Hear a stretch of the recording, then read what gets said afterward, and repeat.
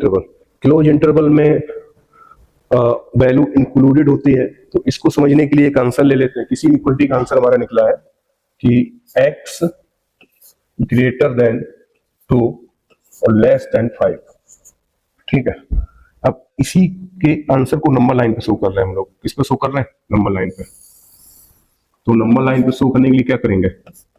सबसे पहले इंटरवल देखो, ये इक्वलिटी का साइन है। x ग्रेटर देन 2 हो या इक्वल टू हो तब भी चलेगा, और बढ़ते बढ़ते कहां तक? Less than equal to 5। तो मान लिया यहाँ पे 2 लाई कर रहा है, यहाँ पे 5 लाई कर रहा है, तो x की वैल्यू 2 से बड़ी वैल्यू, ठीक है, 2 से बड़ी वैल्यू।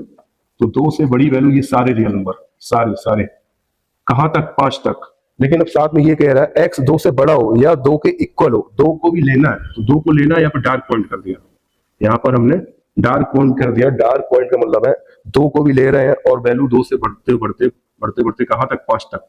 साथ में कह रहा है 5 को भी लेना है, 5 के इक्वल है, तो 5 पर भी डॉट बना दिया हमने। क्या बना दिया? डॉट। तो इसी आंसर को लिखने का तरीका है इंटरवल में, x लाई कर रहा है एक इंटरवल में जो 2 और 5 के बीच में है। 2 को ले रहे हैं तो ये क्लोज इंटरवल आ गया, 5 को भी ले रहा है तो ये क्लोज इंटरवल।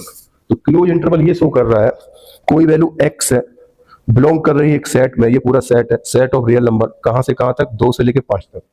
क्लोज इंटरवल ये बता रहा है कि 2 से लेकर 5 तक की सारी रियल वैल्यू है, साथ में 5 भी ले रहे हैं, 5 भी क्या इंक्लूडेड है। वैल्यू 2 से बढ़ते बढ़ते 5 तक जा रही है, 5 पे रुक रही है, और 2 से हमारी क्या है?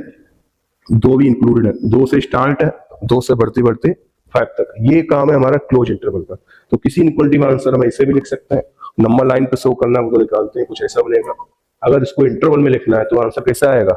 x बिलोंग्स टू 2 से 5 इन क्लोज इंटरवल।